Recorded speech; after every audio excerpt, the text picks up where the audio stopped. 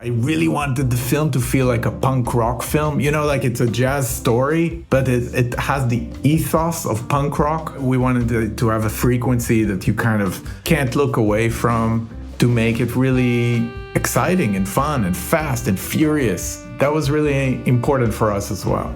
Keith Jarrett's The Koln Concert is the best-selling solo album in jazz history. A live recording of his extraordinary January 24th, 1975 performance at the Cologne Opera House. Earlier this year, the album was inducted into the Library of Congress's National Recording Registry, cementing its place as one of the most iconic moments in modern music. In Koln 75, filmmaker Ido Fluk turns the familiar music biopic formula on its head, reframing the story through the eyes of Vera Brandes, the 18-year-old promoter who made the concert happen. With a spirit that owes more to punk rock than to jazz, Brandes is brought vividly to life by actress Mala Emde, while John Magaro delivers a mesmerizing portrayal of the mercurial Jarrett. You don't have to be a jazz aficionado to love this film. Koln 75 is a vibrant, unconventional look at creativity, youth, and artistic risk, and anyone who appreciates original Arthouse cinema will find something to connect with here.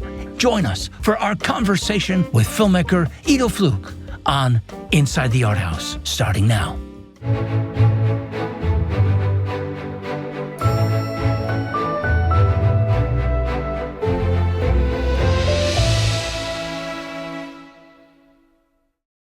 Hi, my name is Greg Lumley. And I'm Raphael Spark. And welcome to another episode of Inside the Arthouse. Today, we're very excited to be joined by the director of Köln 75, Ido Fluk. Ido, thank you for joining us. Hey, thanks for having me. Ido, I understand you've just arrived back and you're jet lagged and you're just moments with your feet on the ground in Brooklyn. But I thanks for taking this time. Yeah. I'm not jet lagged because Rio is on the same exact time zone. I think we're an hour apart. But film festivals are a demanding experience. And one of the pleasures, the very few pleasures of making films. That's true. Oh, gosh. Well, let me just start here, which is just saying, you've made a film which is about the greatest selling solo jazz album of all time. And I understand wanting to talk about the album. But unlike maybe other films that might focus on the artist, you're actually sort of focusing on the person who kind of made it possible, the Vera Brandes. And I guess I wondered if you could sort of talk about how you came to that and what that process of sort of figuring out where the focus of the movie would land.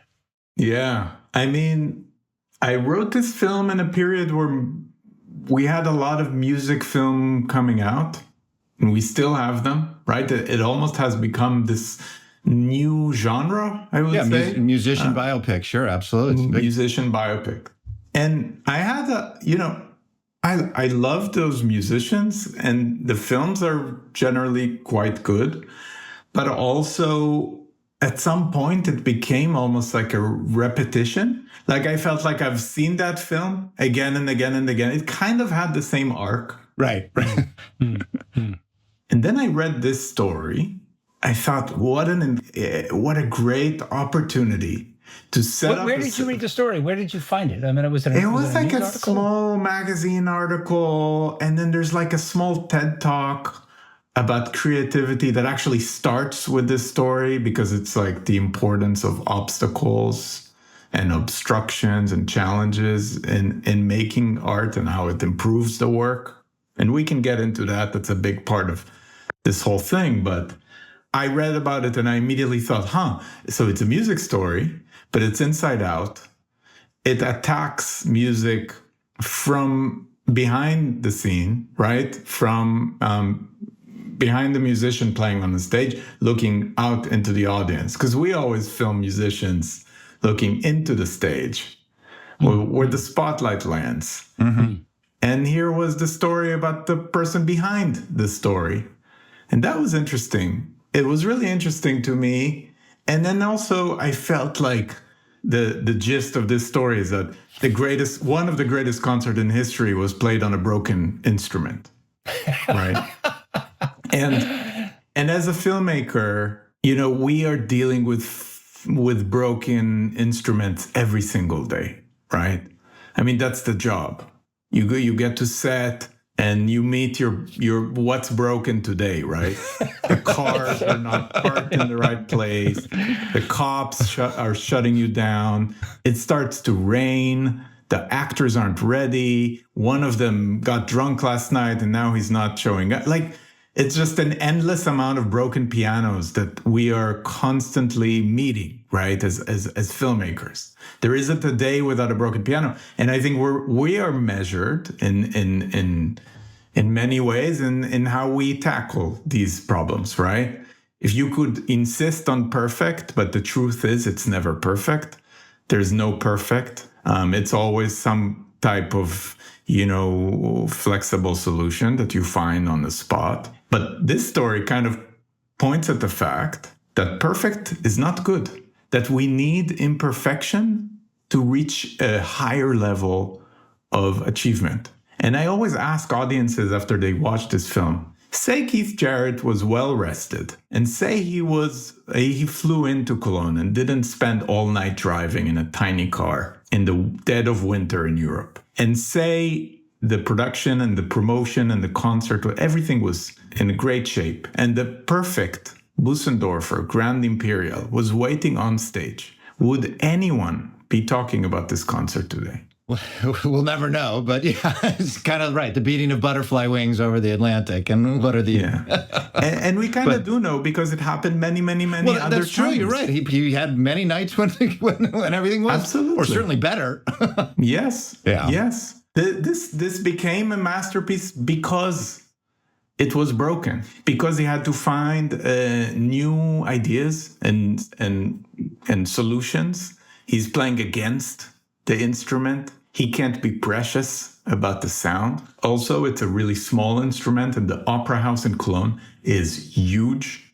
And he has to bang because he's not using any amplifying, any digital amplification he never uses. So he's using the acoustics of the piano. But the piano is so small in this case that he has to bang on it, right? And that banging makes the music more rhythmical.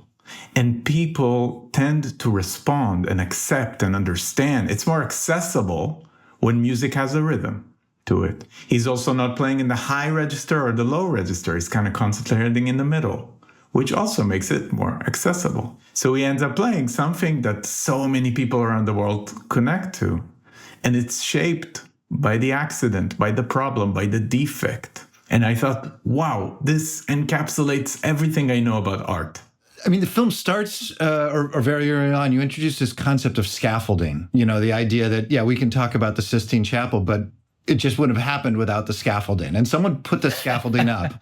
And I mean, look, I'm an exhibitor. I don't make movies, but I guess I provide an opportunity for those movies to connect with an audience. So, I really relate to Vera and her passion for the art, even if she's not an artist, but just to connect art with people. Where was that concept in the article that you read, or is that something that you sort of added? Because I love it, of course, but it's something that I started to feel, showing movies. The film ends, the credits roll, there's 200 people showing up there. But as a culture, we obviously always celebrate the director, the star. We tend to be myopic in this way, but really there are so many invisible people that are crucial to the contribution, their contributions are crucial to the work. No Vera Brandes, no Cologne concert. I'm sorry. Just, it wouldn't happen. Not that night. And also not that way. Yeah.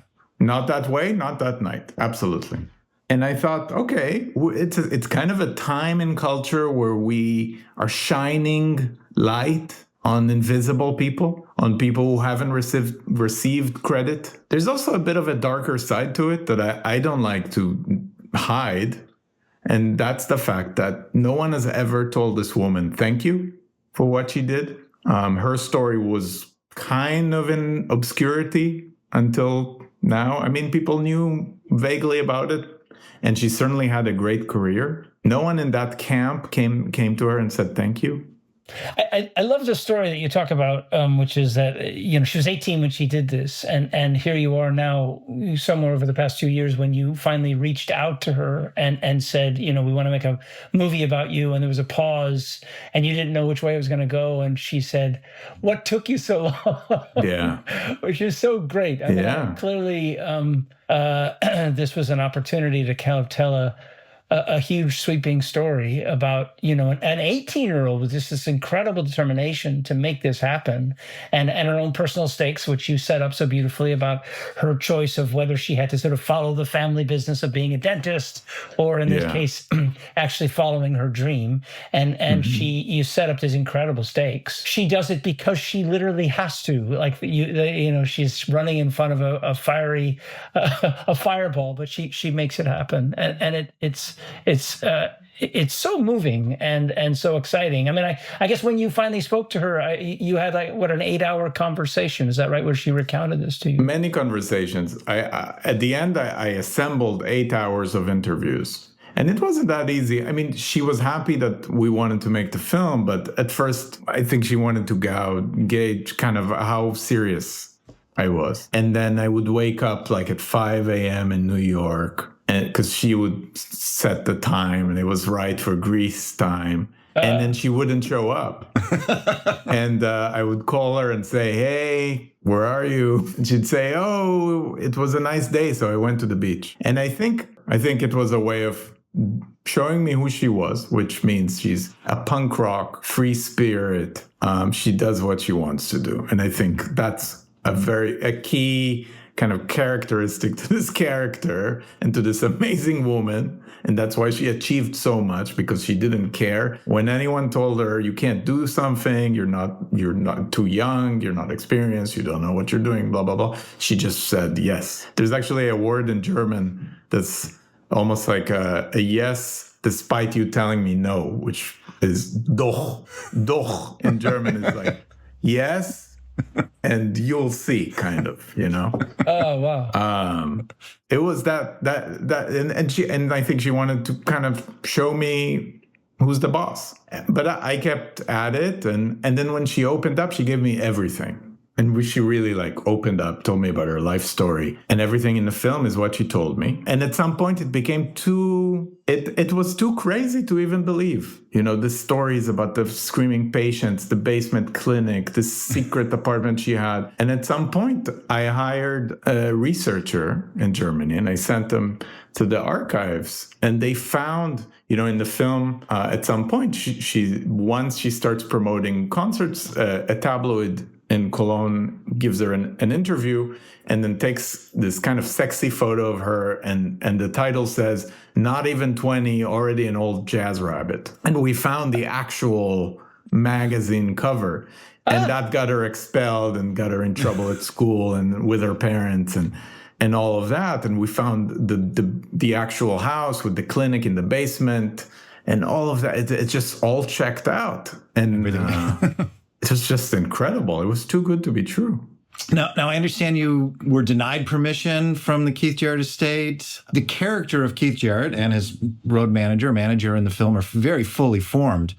How did you source that? If you didn't have their support, where did you go for research and to come up with, that characterization, which is beautifully played, by the way, as well, by Michael Ungaro. Yeah.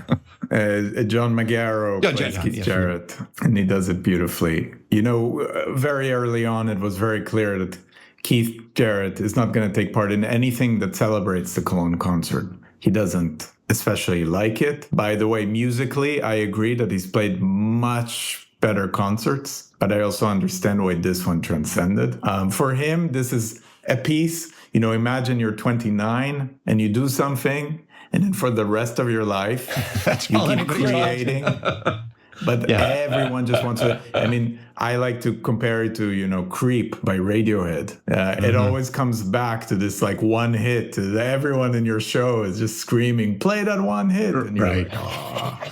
Like I said, there's a darker side to it, and that darker side is about giving credit. And many years later, Vera Brandes came. She was at an event, and he was there, and someone introduced him, and he said he hardly gave her the time of day, from what I hear. So there's also that side. That said, it was really important to create a true portrait for him because I love his work. I think I wanted to create a film that's a love song to both of these. They're both great improvisers, right?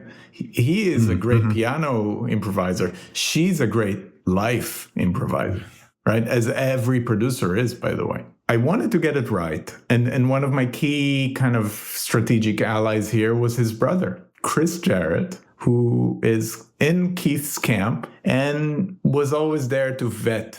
He vetted the script, he vetted the film, he really helped. The biggest compliment I received was when he read the script and said, yeah, that's kind of how he sounds like.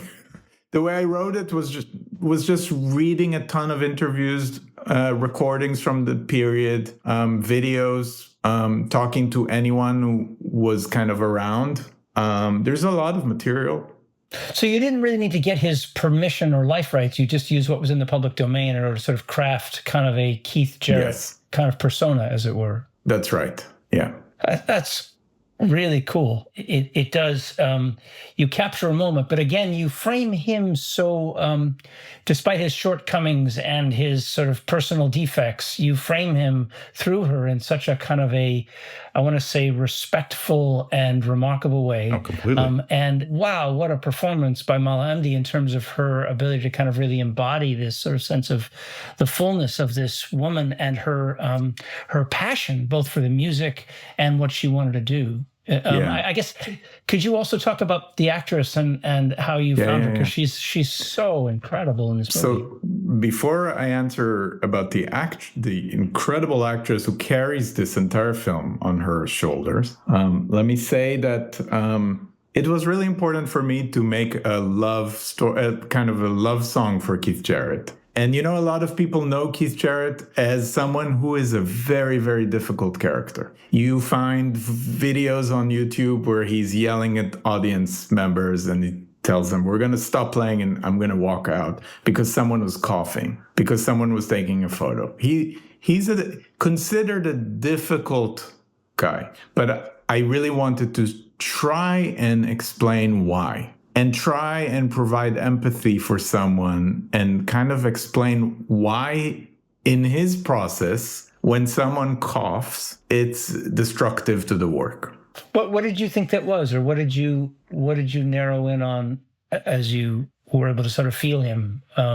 I think he works in totality. He doesn't listen to music or practice when he's playing these improvised concerts, and he's really thinking about becoming a channel for something, not bringing anything from inside, just like kind of feeding into the ether, whatever that is. And in the 70s, he's certainly a very kind of connected to a lot of mystical theory to kind of hint at the film, but don't go fully into it. But he was, an admirer of Gurdjieff. And his, I think it's called The Third Way or something. It's been a while since I wrote the script, so I forget the details. But the idea is that you empty yourself out, you channel something, you put your hands down on the keys, and something happens. And then any kind of exterior sound to that has a strong, it affects the result. And so every cough we say in the movie, it feels like a bat to the head. You have a feeling that this guy hears the world in a different way, that he listens to the world in a different way, that he's exposed flesh without skin a little bit, that he's very sensitive to that. Yeah. Right. You've got that beautiful scene where he's on the mountainside and, Yeah. It's nice because people like that, they teach us to listen, which is it's a lost art form. Well, Raf, I'm sure you've been on sets where a fellow actor maybe is, just so prickly to work with. Yeah. And yet, when you see the finished product, you just understand that's their process and you kind of have to, accept it. No, it's 100%. I mean, it's in order to be able to find that place, to be able to create art at that level, you're literally at an entirely different frequency. You're existing at a different frequency, and I have enormous sensitivity for that, and you do in the movie as well. I mean, you paint a picture of him as an artist and troubled clearly not, and it's not easy carrying the burden of this kind of sort of being able to hear things, again, like the way dogs hear sound, at that highest pitch. But and he's down and out at this period. It's not the Keith Jarrett of today. He's really down and out. He's really traveling in a tiny car. There's no money. He's out of his record deal in Columbia Records stuff, and everyone knows him as the guy who played for Miles, who no longer plays for Miles. And in the US, he doesn't have an audience. And he goes to Europe, which, by the way, I can identify as an American filmmaker, who find ourselves traveling to Europe to make movies these days. Yeah, and the music scene, obviously at that point, the jazz music scene had moved, which is like obviously the historical setup here. But the jazz scene had moved to Germany because many of these artists felt, somehow that they had been cast out at that point as certain other kinds of popular music were sort of taking stage. Yes. I guess. Yeah. There's a great clip. Do you want to set this up? So we got that sets up for this clip, which I'd love to take a look at. So if here's a clip from the film Köln 75.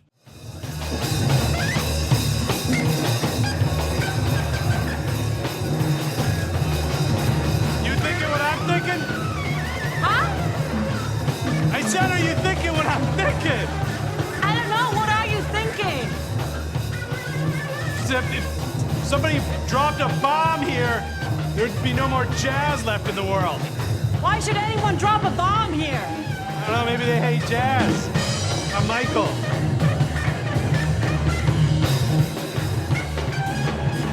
Okay. I know what this looks like, but just let me assure you, I'm about to become an integral part of this story.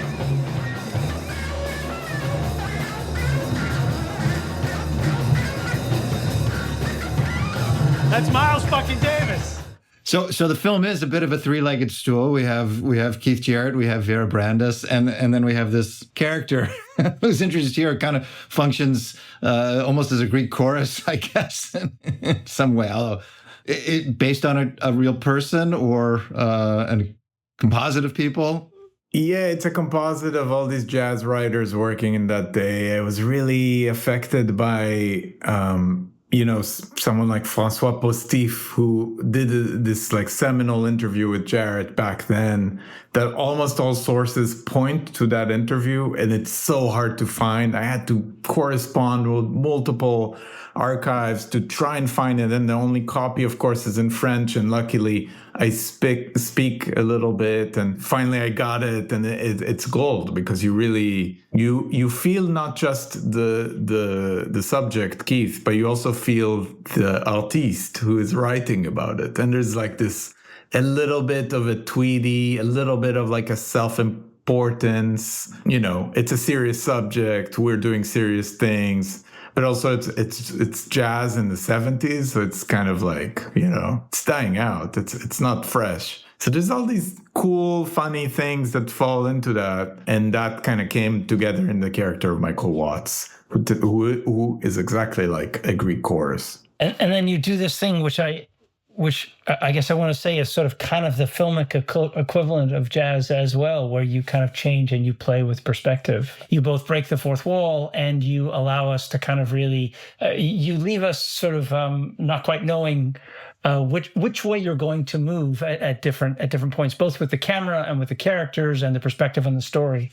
And I wonder if you could talk about that, because it's such a cool component of a story that's really tight. Yeah. I mean, the genesis of that was that before I started writing this, I had another film that was already cast and on its way to getting made, and then fell apart, as many films, do. And, COVID really kind of added some heft to the required budget, and the whole thing fell apart. And I was so tired of the world, of making movies, of the way things are, of the way things work. And I said, I'm going to write this movie like I never wrote this movie. I want to write a movie like a musician improvises. And I got into Coltrane, who famously said, if you want to say something, start in the middle and go in both directions at the same time. And I also knew that when jazz musicians, when the greats, when they improvise, they play so fast. And we think they're flawless, but in fact, they're not flawless. They make a lot of mistakes. But the greats, what they do is they embrace the mistakes. When they play the wrong note, they then change the entire harmony around it so that that wrong note becomes the centerpiece of the next part. That's what great musicians do. And it becomes even better. I mean, it's coming back to the metaphor of the broken piano, right? But I was locked in this apartment in Brooklyn, and I cranked up, music like Coltrane, which I think is like my favorite jazz musician of all times. And I wrote without a plan. I wrote without making any kind of like outline or beat sheet or, I just had her story after I had her interviews, and I wanted to just make no rules for myself and just write. And when I made a mistake, I tried really hard not to edit so quickly and just embrace the mistake. Sometimes the mistakes are the only interesting thing. You start a script, you write the first scene, and a lot of the times it's wrong. No, that's not how it should open. And I did that. And then I wanted to keep that in the movie because just like musicians, they go into a take and they mess up. And then the technician says, okay, let's start from the top. That was a false take. And they keep going. And I was like, wow, that's so interesting to keep that in, to play with that. And then also to just employ any cinematic device that I felt was right without making an accounting. Because we usually are trained when we write to, if you're employing a device, you're going to have to use it 3 times, be consistent with it. You can't just use everything. And I threw that all to the wind. I said, no, I'm going to use everything. And so in this movie, people talk to the camera. There's graphics suddenly. There's documentary mixed with real footage, with scenes. There's like moments where we get a lecture about jazz and the evolution of it. There's like really long takes and really, really quick, sharp cuts. The protagonist of the film disappears somewhere, and we go into this other side of the film and we follow Keith Jarrett for a little bit and then come back to her. And then suddenly we're in this unity of time and place kind of storytelling, which is so different from what we did in the beginning. I didn't care. I just wanted it to feel authentically free. That was the most important thing. And then, of course, there's nothing less authentically free than making a movie. Once money is involved, money and and days and time and locations and actors and schedules and all that. You can't get more constrained than actually shooting. There's nothing that scares people more than the director that says, I just want to be free. And by the way, it's a period film, which means you can't just like swing the camera wherever you want, because there's a modern building on this side. There's modern people on this side. You're basically always kind of narrowing it down to the only vantage point you can afford. But I said, no. The first rule of business here is that freedom is the most important thing. And the second rule is that we always follow what Vera does. So if Vera decides that she goes there, even though it's not her mark, it's not her light, we're not set up for that, the camera will turn and follow there. And we will deal with the consequences of what happens. And I told her, this is your movie, and we're coming back to talk about her, and we should. I told Mala, this is our movie together, we're collaborating, right? Mala Emde, the actress who plays. Yes, right. Yes. It's your movie. We follow you. You make mistakes. That's the most important thing. Create problems for me. Try and shake the foundation, because a film is a very sturdy structure. Once you have these trailers and all these burly people with the equipment and all of these rules, and someone is always calling the shots, and, it's so structured and rigid. And I told her, we are going to ignore all of that. So you went full Coltrane, basically. You really did. It's impossible. It's impossible. So yeah. I'm saying all of that. But of course, it's still, everyone else suffers because, Ido says he might swing the camera in all directions. So now the production design team, an insane amount of work was put into every one of those setups, because I think they understood that I was serious. It was a hard film to make, but I think it was worth it. And I think the key was to take the atmosphere in which I wrote the freedom, the authenticity, the not being afraid of making mistakes and blunders, taking it through the entire process. I thought that was my job. Everything else was secondary. I just want to ask one follow-up on that, and just to say is that, I mean, again, obviously film is so based on structure, scripts are based on structure, and what you're talking about really is kind of really Coltrane and very jazz-like. I mean, you're really kind of exploring the outer regions. What was that like for your editor as relates to, I mean, clearly you had a script, you gave her the script, but then it sounds like you were very free-form on any given day, and how were you able to navigate just being able to sort of essentially turn in a cohesive story, because you were potentially a little bit everywhere in terms of, at least as you're explaining it. Yeah.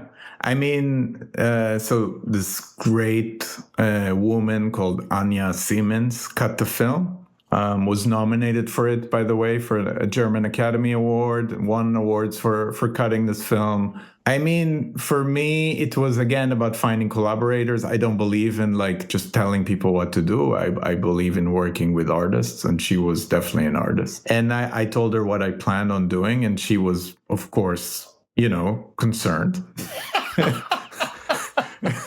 And and then but she started work, and I would send materials, and she would send me back cut scenes as I was kind of shooting. She was cutting in Berlin, I was working mostly in Cologne, and I think we found a language, and we just kept going for it. I think she got it. It was kind of easy once we established the main principles, which are, this film is her film. We follow her. We care about what she thinks, what she feels, where she goes. Everything else, all the other point of views, all the other kind of things that happen in the film are secondary to that. So once you establish that criteria, it makes an editor's job much easier, I think. And then you just keep chopping away. I really wanted the film to feel like a punk rock film. It's a jazz story, but it has the ethos of punk rock. And it's the 70s, so all the great punk rock music is starting out. Germany is such a great scene. Electronic music is there. Iggy Pop and Lou Reed, all these guys are moving to Berlin. There's so much happening, Kraftwerk and Can and Neu. And I wanted that to be the film, even though the subject is jazz, because I thought Vera Brandes is a punk rock protagonist. And so we also wanted to make the film super kind of rocky. We wanted to have a frequency that you kind of can't look away from, to make it really exciting and fun and fast and furious. That was really important for us as well. Greg, do you want to take a look at the trailer? That's a great idea. Let's take a look at the trailer for Köln 75.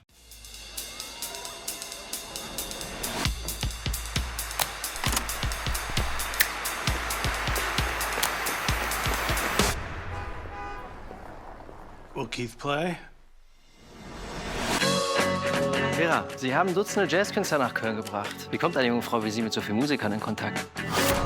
Wie machst du das bloß? Was? So tun, als ob dir der Laden gehört. Keine Ahnung, ich tue halt so. How old are you? 25. Lieben tut man, solange man jung ist. Ich bin Konzertveranstalter. I'm booking a tour for the Ronnie Scott Trio. Wenn du in deinem Leben was erreichen willst, dann musst du verdammt noch mal einen anderen Weg einschlagen. He's a dentist. Was glaubst du, wo du jetzt hingehst? Berlin, Jazztage. Ich bin Montag wieder zurück. In Berlin, I saw Keith Jarrett play for the first time. Ich will ein Konzert organisieren für Keith Jarrett. Ich werde den Saal füllen. Jazz ist Museumsmusik. Jazz ist tot. Kein Jazzkonzert, ein Keith Jarrett-Konzert. Complete improvised freedom. No one knows where this is headed. Selbst wenn das letzte Instrument auf der Welt wäre, Keith wird nicht drauf spielen. Keith Jarrett wird in der Kölner Oper nicht auf einem kaputten Scheißklavier spielen. Klavierstimmer, folgen kommen Sie mit! Artists like Keith show up once a generation. Der will mich scheitern sehen. Das können sie nicht machen. Ich habe keine Wahl. Music can wake us up. Maybe that's what good music can do. Du bist Vera Brandes. Aber wenn irgendwer hier einen Weg findet, dann bist du das doch. I know it's broken some records in Germany. It's been a huge smash there, which is wonderful. And obviously now you're open in the US and you know, you obviously have a film which is uniquely poised. I mean, a film that is primarily in German with a lot of English and some wonderful American actors, but that I think actually is really well poised to play in the US. And because of Keith Jarrett. And I wonder if you can sort of talk about being able to straddle potentially both those markets, because it's great that it played in Germany, but you know, what's the thought about it playing in the US? The film is really 50-50. So half of it is in English, half of it is in German, which is, by the way, a language I didn't speak before getting into this. But I had to pick up because I wanted the actors to be free to improvise. So I really worked hard to kind of study German, or not that I am great at German now, but I can understand enough to direct. And you know how to say doch. Yeah. Very, very important word. Yes. In German. It's my new favorite word now. It's been amazing to see how it travels. You know, it has so far opened in Germany, and it played there for months. It was in theaters. And then it did France and Spain, and we just did Scandinavia. We opened in Finland. We are, I think, starting in Canada at the end of the month. We're the closing film for Vancouver this year, which I'm really happy about, excited about. We have England coming. We have it's sold really well around the world because I think everyone has this record of a certain age. Yeah.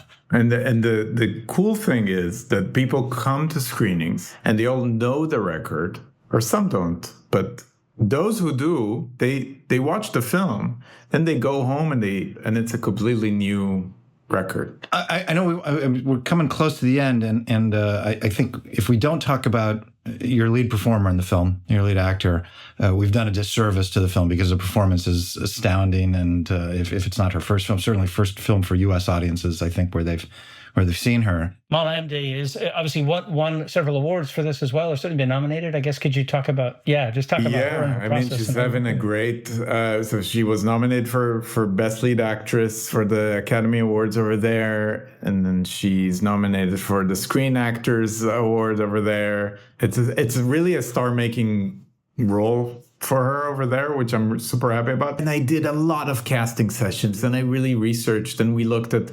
Instagram, and I watched every German film. But she worked really hard to get it right at the same time. She would make notes, she would send me notes, and it takes so much for an actor to do that, especially because in our reality, you never know if a film is really happening or not. And then when you know it's happening, it's usually too late. Right. You can't do because we're starting next week. Right. It's one of those things. Right. What did Vera Brandes say about the film when she saw it? She was moved. She was really moved. She saw it. She felt seen. But the biggest moment was the Berlinale. You know, you bring a film to the Berlinale, and these are huge rooms. So we premiered, it was 800 seats. Then later it played at a sold-out venue of 2,000 seats. Wow. And the Berliners, they show up. It's really like a culture of cinema. And they will line up to go watch a film. It's so incredible to see. And so she gets this standing ovation. You know, we bring her to the premiere, and she goes up on stage, and, you know, hundreds of people are standing up and applauding her. And I look, I look at her, and I see her really being seen, fully seen for the first time. And for me, that, you know, it was a moment of complete, you know, mission accomplished, you know. It was unbelievable. And yeah, of course she cried and all of that. It's hard not to. But she loves the film. She's been traveling with it, and she's coming to the US to support it. So if anyone's in New York for the opening weekend of the film, you get to see the real deal. It's opening October 17th in New York? That's right. Where are you opening? IFC Center in New York. IFC Center on October 17th. You're going to be there. That's right. Vera Brandes will be there for Q&A. Mala Emde will be there, and some more of our cast and crew. Anywhere will in be the there. Metro New York region, let's get out there and see that. We are opening on October 24th in Los Angeles at the Royal Theater and elsewhere. And I'll be there as well. And then it's going to be rolling out around the country. Zeitgeist Films, my favorite distributor, is going to be handling the picture. So the information should be on their website about where the film will be playing. Also on Kino Lorber's website, which is the parent company for Zeitgeist Films. The film, again, is Köln 75, directed by Ido Fluk. And thank you very much for joining us here on Inside the Arthouse. It's really been a fun conversation, a pleasure having you. Thank you so much. It's been a privilege. And if you've enjoyed today's episode, please make sure to like and subscribe and share the information about this film and all the other films and filmmakers we talk with. We are trying to build back a culture and build up a culture of art house film goers so that one day we can compete with those Berliners. Ido Fluk, thank you so much for joining us. Thank you. Our show was produced by Raphael Sparge with on-site producer Norrin Dickerson. Supervising producers are Thomas Cassetta and Miles McCreary. Our show was edited by Gabriel Emley and sound mixed by Thomas Cassetta. Our musical theme was composed by Isabel Engman and Gerardo Garcia Jr. Marketing by Gabriel Emley. Show graphics by Jenna DeAngelis. Additional marketing and web design by Stephanie Peters. Filmed at the historic Laemmle Royal Theater in Los Angeles, California. See you next time on Inside the Arthouse. If you like today's show, please consider subscribing to our channel to learn more on Inside the Arthouse.